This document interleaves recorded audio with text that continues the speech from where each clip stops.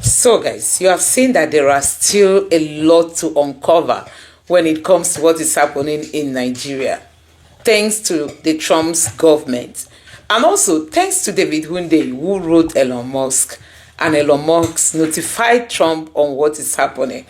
This is all how, all what we are seeing came about.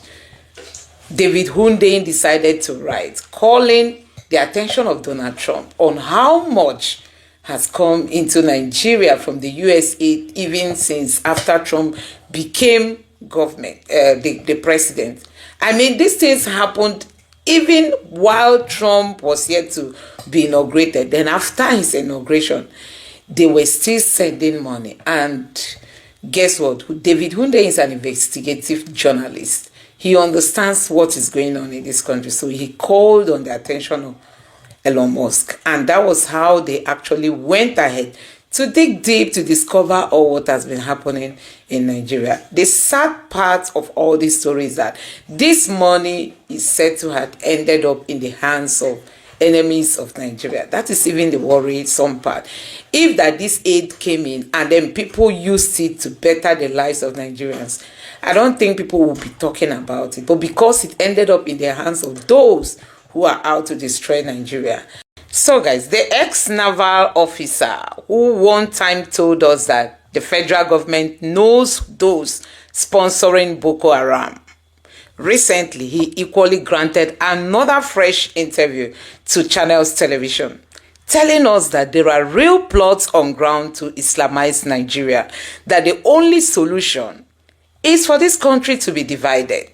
Let the North be on its own and the South be on its own. That is the only way we can retain our individual religion. This time around, he has come again to speak about the US aid that Donald Trump is investigating on. I want you to take your time and listen to what he has got to tell Nigerians. Take a look for yourself. Well, let's bring in Associate Professor and retired Navy Commodore, Dr. Kule Olawumi, as we continue to review developments in the National Assembly following allegations of USAID funding terrorism in Nigeria. Thank you for joining us on the news this hour. Precisely, how do you see these huge allegations impact on collaboration between Nigeria and the U.S. in terms of fighting and countering insurgency? Thank you very much for having me. I've been following the trend, and I think I'm surprised as to the way we are looking at this event. Probably, we don't know that in international relations, there's no friend. What is there is interest. And American, United States, the British, the French, they pursue their national interests the way they deem fit. For me, it's left for Nigeria, to put its ass together.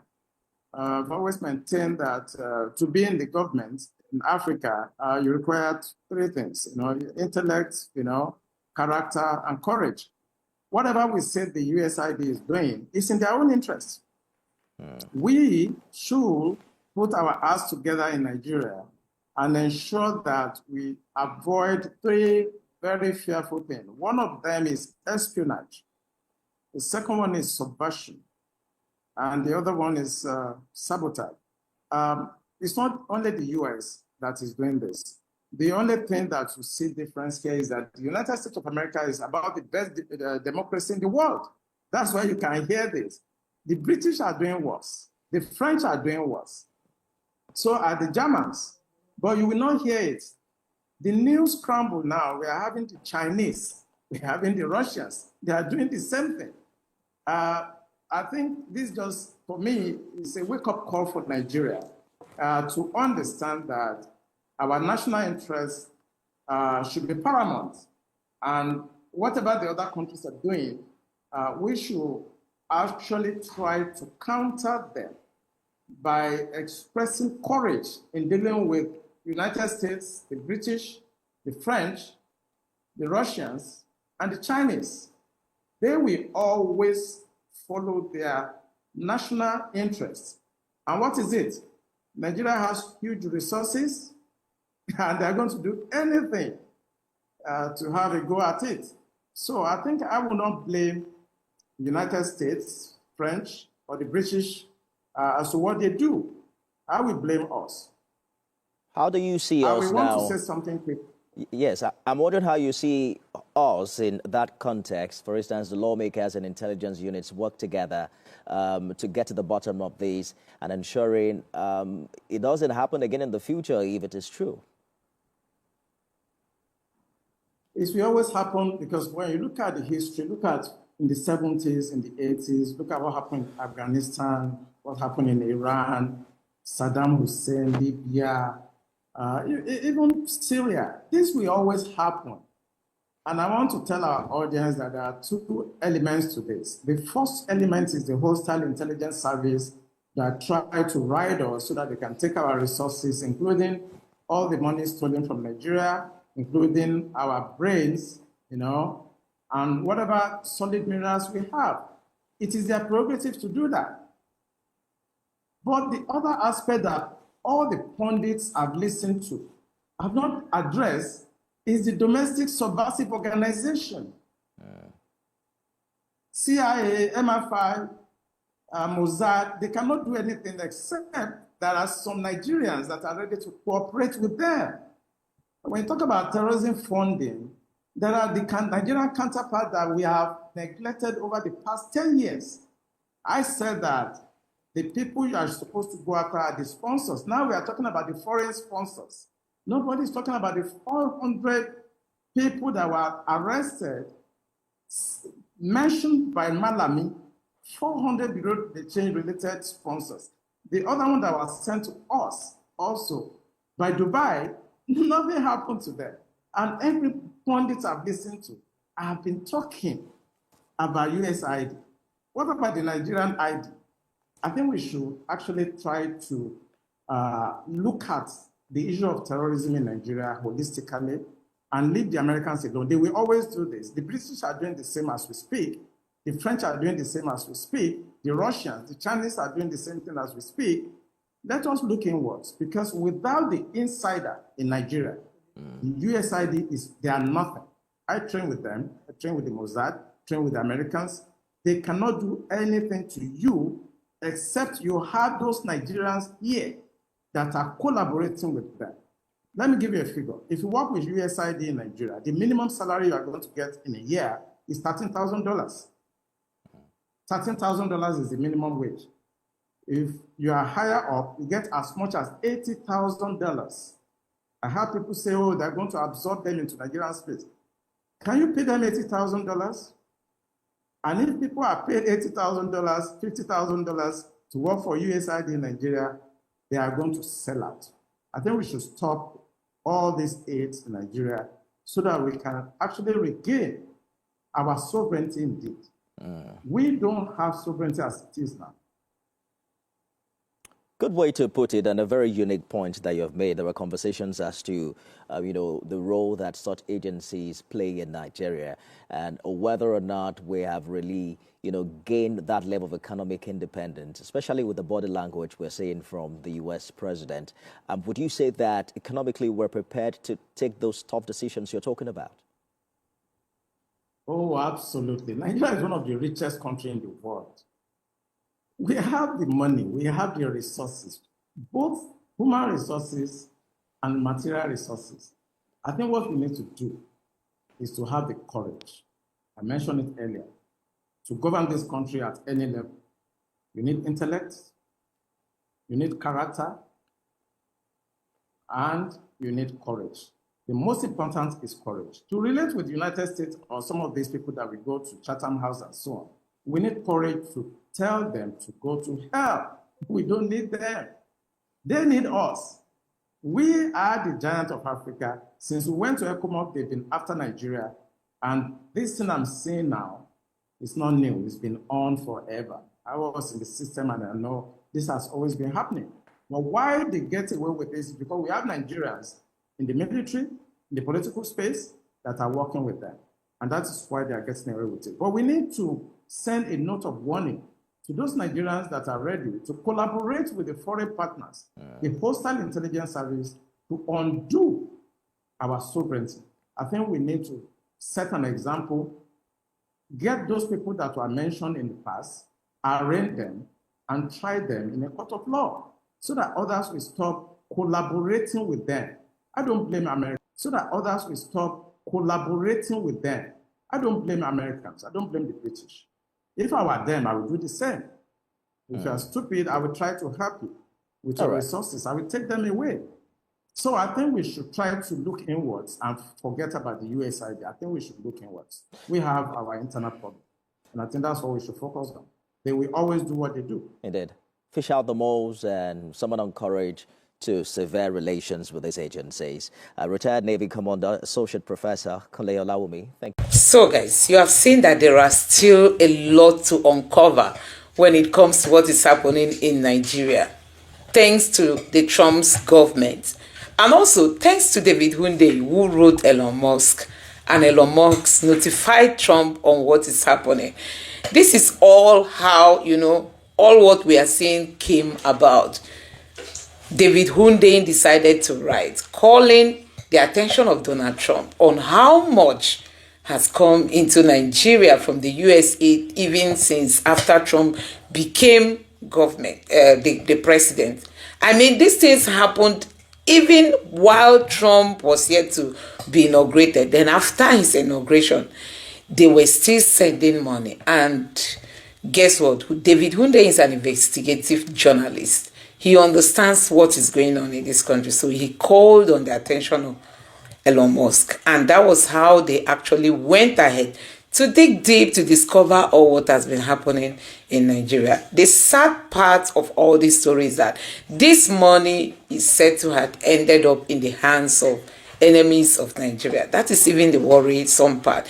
If that this aid came in and then people used it to better the lives of Nigerians, I don't think people will be talking about it. But because it ended up in the hands of those who are out to destroy Nigeria. Enough of the killing and the raping of innocent women there in the southeast. What's your take as regards? Arabese is doing virtually well.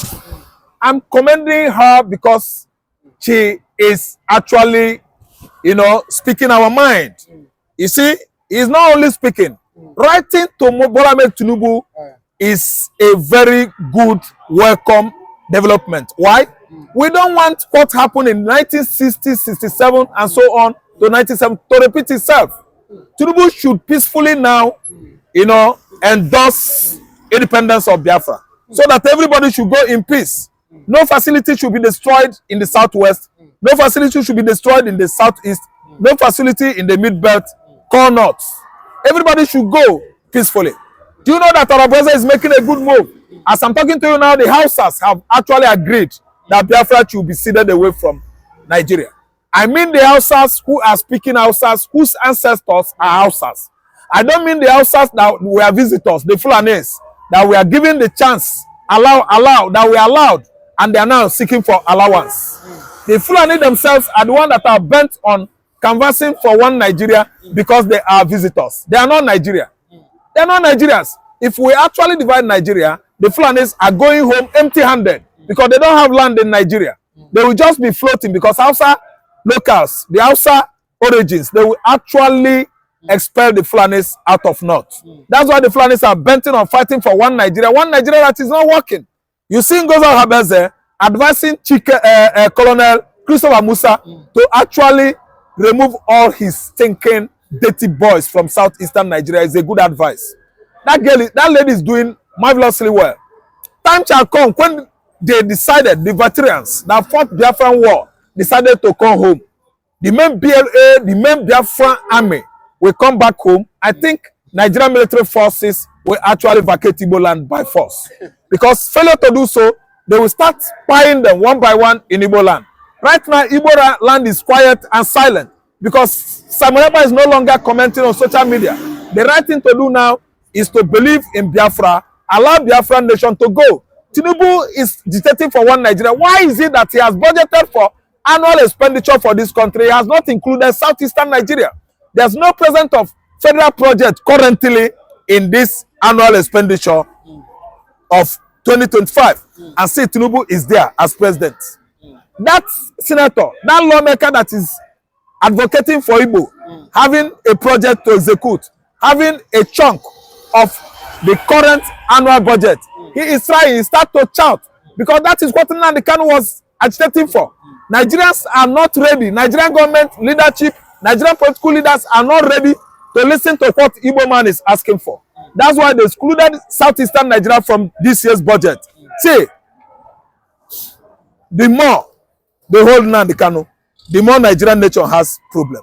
But my warning to this current administration is that Nnamdi Kanu should not die in prison. If Nnamdi Kanu dies in prison, all the current political leaders in Nigeria, they will all go down. They shall go down one by one. They should allow an innocent man to go home. Exclusion of southeastern Nigeria from this year annual expenditure is the reason why Nnamdi Kanu has been intensifying agitation of Biafra emancipation. And I'm telling you that nothing could stop that. Not Tinubu, not Abdul Salam, not even Buhari can actually stop Biafra from coming. Nobody, not Hope Uzodinma. Hope Uzodinma will actually go and face ICC. We can actual him when he stops, when he, at least, you know, his tenure expires. But he said, Uzodinma said nobody, you know, can question him because, you know, he has done well for the people of Imo State, that after he steps down as the governor, that nobody, no EFCC or ICC can stop him. He is a lizard. He is Agamaga lizard. That big lizard with red crest. Do you know why? When a lizard falls from the tree, he hits his belly on the earth. Do you know what lizard says? He look this side, he check his head. He look right hand side, he checks his head. Do you know what he says? He said he is Agaba and Odogu, a warrior in making. Do you know why? Because he has not seen anybody to praise him. Hope Uzodinma has done virtually bad. He has succeeded on disaliving, buying all the youths in Omoma community. In Imo State today, nobody is safe because of Hope Uzodinma's menace. He has invited all mercenaries, Fulani mercenaries, buying everybody in Imo State, and with nobody to praise him. That's why he has now, you know, resorted on praising himself. You cannot give yourself appraisal or praises. It is only people that will tell you you have done well, at the same time praising you. So Hope Uzodinma should be very, very ashamed of himself. He's a man, I know, that is eating and dining with shame and disgrace. It is the high time he throws the towel, because Biafra is coming. Okay, but do you think Tinubu will accept to act yes, letter? Do you think he will act on it? Because because some people have come out and said that Ngozi Oronabeze is just deceiving herself with this letter, that with Tinubu, even when Tinubu gets the letter, he's going to even tear apart the letter. Tinubu cannot tear the letter. Though Tinubu has actually come out to spell how much he hates the Igbos. I cannot keep on selling Yoruba hate Igbo. Yoruba is a lie. Tinubu hates Igbo, man. That's why Tinubu has, yes, in person. I can't say Yoruba. There are Yoruba that likes Igbo. Many Yorubas voted Obi. Tinubu has succeeded telling the whole world that he's the one that hates the Igbo man. Why? The level, the rate Igbo properties were destroyed since inception of Tinubu's administration has actually cast a spell on Nigerians that Tinubu hates Igbo man with passion. He destroyed properties, residential, commercial, everywhere that Igbo man are eking out livings in Igbo land. Tinubu administration destroyed it. Look at Abulo, the building. Before he could assume office, that was 1 month into the office of Asurok, Abulodo properties were destroyed. On getting to 3 weeks, Igbo's properties at Ajawo Estate were demolished. On getting to 4 months, Igbo's properties at Alaba were demolished. They incited construction on top of canal, waterways. All these are lies, deceptive balance and excuses just to deceive the Igbo man. This time around, Oronabeze has written letter to him. He could not abandon that letter. If he does so at his own detriment. Because when it comes, when another program comes, every Dikanali must actually share from it. When we were fighting Biafran war, we were using stick, broken bottles, machetes, and apple, that is all made. But this time around, Igbo man has come of maturity. If another program come, they will actually regret ever killing, disaliving Mazen Nnamdi Kanu. It is the right time Tinubu pays attention to Ngozi Orabueze's letter. That lady is not clueless. Tinubu is clueless. That lady Ngozi is very, very tutored, well competent, and he has clue of what it takes to be a good leader. Tinubu should pay attention to Ngozi Orabueze's letter, because I'm telling you, Biafra is coming like a wildfire. But do you think it's Tinubu's fault? We heard that Tinubu invited the Southeast governor for a meeting as regards Nnamdi Kanu freedom, but it was the governor that rejected or refused to show up at the meeting. That's what we heard. The governors rejected the call. Why? They know that they have gone in the past pleading and begging Tinubu to release Nnamdi Kanu. So going second time is begging again, and Nnamdi Kanu doesn't want anybody to beg. He is not culpable of any crime. The whole governors, they went before. Tinubu could not answer to it. That's why he invited them second time, they could not go. See, let me tell you, the person in charge of Nnamdi Kanu's problem is Tinubu himself. It's not the governors. The governors are not the one. The governors are not the one. The Igbos are not the one. The Igbo elites are not the one. Tinubu, which is from Yoruba, and the Fulanis are the one in charge of Nnamdi Kanu's case. And most importantly, I want to tell everybody that the person that is holding Nnamdi Kanu now is President Tinubu, not anybody. Tinubu is in charge of Nnamdi Kanu's case.